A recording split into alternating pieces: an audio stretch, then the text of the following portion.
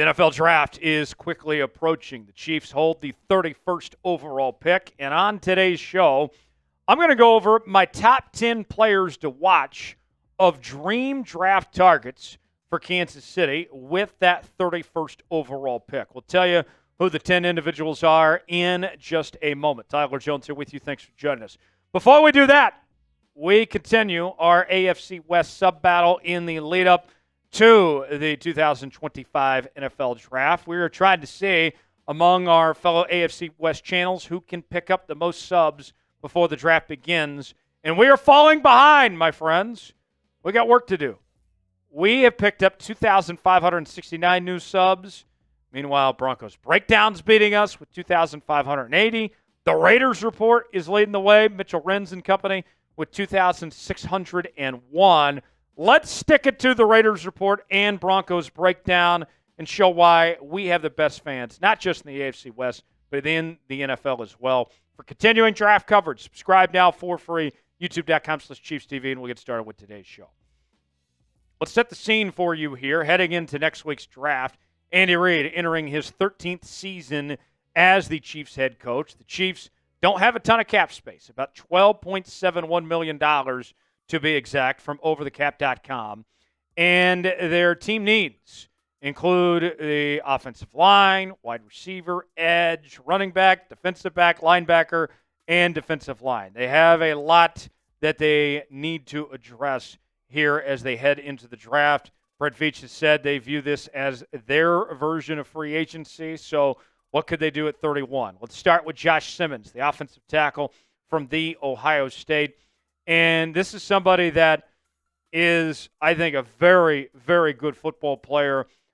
I look at his numbers, and I don't have any doubts as far as his pure talent ability. Overall grade, solid, 74.0. Pass block grade, really good, 82.0. Run block grade, okay, 68.7. It's the injuries that have me concerned, as he was banged up quite a bit last season. Even with that said, he was still a third-team All-Big Ten selection and helped Ohio State win a national championship. If you're willing to take the risk on the injury front, maybe it was a freak thing. If he can stay healthy, then this is somebody that could immediately start, I think, on this Chiefs offensive line. What do you think about Josh Simmons? Should the Chiefs draft him? You're on the clock here in the Chiefs Report. Type D for draft, P for pass. Way in that comment section. Let us know which way you lean towards. Another offensive lineman for you. How about Gray Zabel from North Dakota State? Nobody knows what Gray Zabel is going to be at the next level. Is he a tackle? Is he a guard? Hell, could he play center? For all we know. But what we do know is that Gray Zabel played at an extremely high level at North Dakota State. Overall grade through the roof, a 90.4. Pass block grade of 93.1. Run block grade of 86.5. Only allowed one sack and got called for 7 penalties. He was an All-American at the FCS level, the best FCS offensive lineman. But there is a big jump ahead of him, not just moving up from the FCS. No, going all the way to the National Football League. Is he up for that challenge? We shall see. He gave up 2 hits, 4 total hurries, 7 penalties we mentioned, and you got to figure out where to play him. I think you can find a spot for him one way or another. Meanwhile, another one for you, our last offensive lineman we'll mention, is Josh Conerly Jr., the offensive tackle from Oregon. Conerly, first-team All-Big Ten selection, first-team All-American this past year, and his numbers were great. Only allowed 1 sack, pass block grade of 83.5, front block grade of 72.5, overall grade of 78.1. And while there's a lot of questions about the linemen in this year's draft, especially when it comes to tackles, are they going to be tackles at the next level? I don't have that question with Josh Conerly Jr. I know that the size and the length are there for Josh Conerly Jr. to be a starting tackle in the NFL. And even with Jalen Moore signing, if Conerly beats him out, that's fine. I could start Conerly at left tackle, and then maybe you move Moore to guard or Moore as a solid backup. One way or the other, I think that Conerly would be a very good fit. Between these 3 offensive linemen, which one would you rather have? Would you rather go with Josh Simmons, Gray Zabel, or Josh Conerly Jr. type JS for for Josh Simmons. Type GZ for Gray Zabel. Type JC for Josh Conerly Jr. Get in the comments section and let us know. Today's show is sponsored by Game Time. Game Time is the place to go for the best seats, the lowest prices guaranteed. And Game Time makes getting tickets faster and easier, even for hard-to-get playoff seats. Prices on the Game Time app actually go down the closer it gets to tip-off. I am going to be headed to Oklahoma City here pretty soon to go watch the Thunder in the NBA playoffs. Maybe you want to go see an NBA playoff game or whatever event may be. Maybe it's a Royals game right here in Kansas City. You choose the event you want to go to. They got the prices listed. You choose your seat. And just like that, you're checking out on Game Time with Apple Pay, Google Pay, Venmo, all major credit card providers.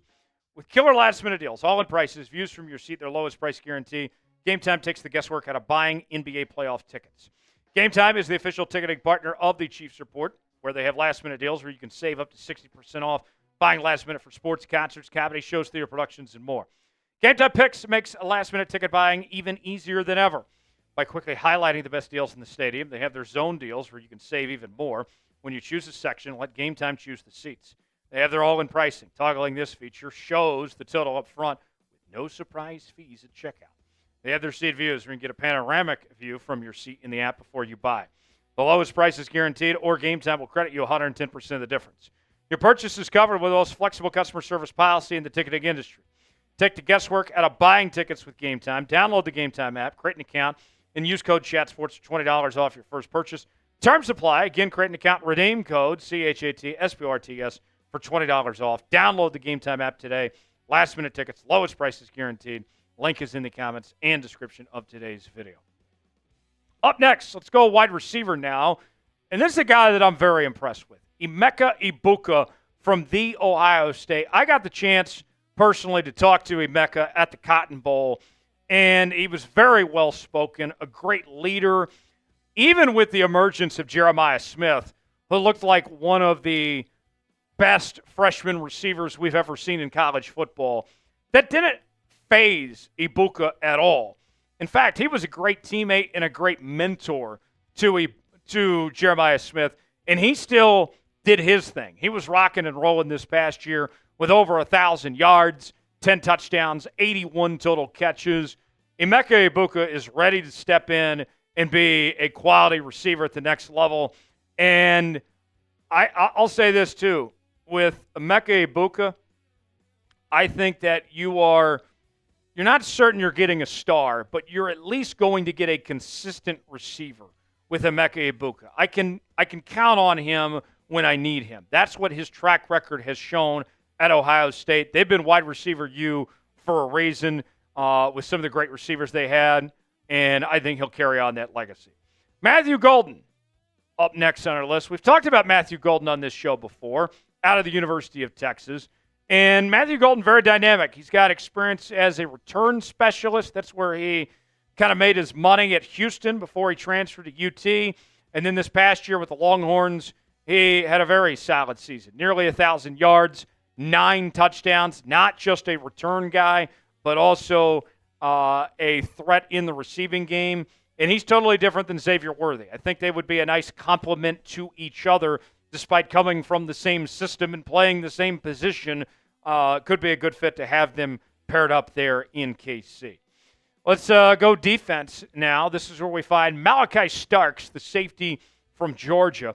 Starks, extremely productive in his career with the Georgia Bulldogs, as he did a really good job creating turnovers. 6 interceptions in his 3 seasons with the Bulldogs. This past year, played in 14 games with 77 tackles, 4 TFLs, and 3 pass breakups. A lot of comparisons he's drawing to Kyle Hamilton. And if you get compared to Kyle Hamilton, I think that's catching a lot of teams' attention because Kyle Hamilton looks like the guy that teams want in their safeties going forward. And although his coverage stats weren't great this past year, allowed a QB rating of 99.6 and over 453 yards. I don't necessarily need him in coverage all the time. I can blitz him. You can play zone with him. You can get creative with some of the different things that Malaki Starks could do. What position should the Chiefs draft in round 1? We've talked offensive tackle. We have talked wide receiver, safety. What position would you like to see? Let me know in the comments section. Let's continue now. We got 4 more for you. Let's go to Derrick Harmon, the defensive tackle from the University of Oregon. And he made the transition from Michigan State over to Oregon this past season and was a big part of the Ducks' success. And I don't think the numbers do him justice for how much he dominated this past year with Oregon, as he accounted for 5 sacks, 55 pressures, and 2 forced fumbles, and took out a lot of double teams. And yet he was still very effective in that Oregon defense. I think this is a guy that's ready to play right away at the next level. Speaking of defensive tackle, how about Walter Nolen? Began his career with Texas A&M. He was the number 1 player in the transfer portal last year, and he got the bag from Ole Miss, and he delivered. 6.5 sacks, 35 pressures, 14 TFLs, and 48 tackles. Walter Nolen, very, very good, and he is a behemoth of a human being, folks. This guy is a big dude, and he looks the part of what you're looking for a defensive tackle at the next level. Next guy on this list is James Pearce Jr. out of Tennessee.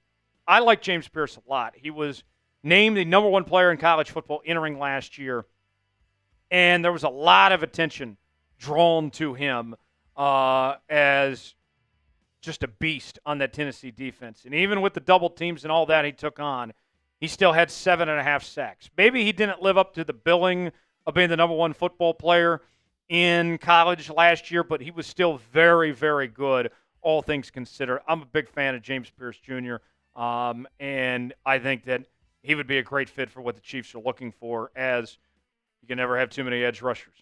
Who is a player you want the Chiefs to draft? I got one more name that we'll bring you here in a moment, but want to hear from you guys. Let us know a player in the comments section.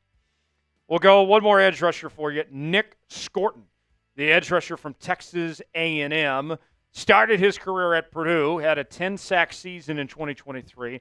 His numbers were down a bit in 2024, but still was really good, with 5 sacks, 36 pressures, and 1 forced fumble. 14 TFLs as well.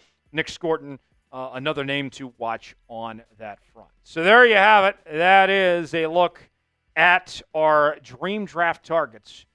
I have a pretty good feeling that if the Chiefs hold their pick at 31, they're going to be selecting one of these individuals. Who will it be? We'll just have to wait and find out. For continuing coverage of your Kansas City Chiefs in the lead up to the draft, subscribe now for free. YouTube.com/ChiefsTV. I'm Tyler Jones. Thanks for joining us. We'll see you next time.